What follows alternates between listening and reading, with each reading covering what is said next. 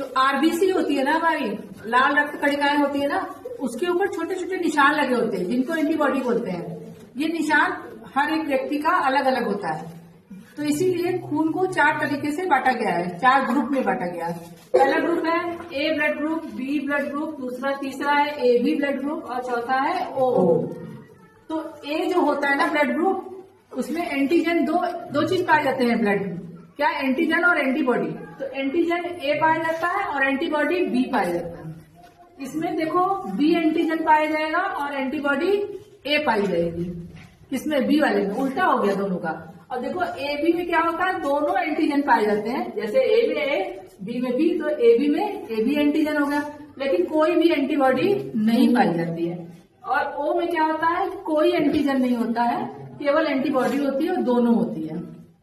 तो हम लोग कहते हैं कि ए बी जो होता है वो क्या होता है, यूनिवर्सल रिसिपिएंट होता है। मतलब सबसे खून ले सकता है। जिसका ब्लड ग्रुप ए बी होगा वो सबसे खून ले सकता है। ए से भी ले सकता है, बी से भी ले सकता है और ओ से भी ले सकता है, क्योंकि इसके लिए कोई एंटीबॉडी नहीं है। एंटीबॉडी नहीं होने का मतलब ये होता है कि मान लो इसकी रक्षक कोशिकाएं हैं, ये ए है, इसके सैनिक है बी, है ना। ये क्या करते हैं, जब हम ए वाले को बी ब्लड ग्रुप का चढ़ा देते हैं खून, तो क्या करते हैं कि इसकी जो एंटीबॉडी है, इसके एंटीबॉडी को देख के क्या करते हैं, अपने आप को बचाने की कोशिश करते हैं और इसको मारने की कोशिश करते हैं, लड़ाई करते हैं इससे।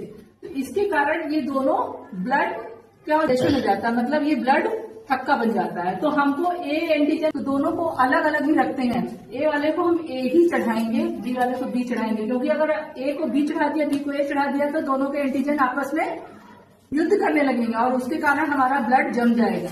तो ब्लड जम जाएगा तो हमारे शरीर की सारा ब्लड जमा, इसका मतलब कि हार्ट ने काम करना बंद कर दिया, हार्ट ने काम करना बंद कर दिया। देखो ए बी जो होता है यूनिवर्सल रिसिपिएंट माना गया, मतलब कि ये ब्लड सबसे ले सकता है। तो ये किसके क्यों कारण? क्योंकि कोई नहीं, एंटीजन तो ए भी होते हैं लेकिन एंटीबॉडी कोई नहीं होता। एंटीबॉडी कोई ना होने के कारण इसका ब्लड लड़ाई नहीं करता किसी से। जो भी दे दोगे वो ले लेगा, कि नहीं ले लेगा? इसके पास कोई सैनिक है ही नहीं लड़ने के लिए। तो इसको ए चाहे दे दो चाहे बी दे दो, कोई भी एंटीबॉडी दे दो, इसको पास अपना पास रहेगा ही।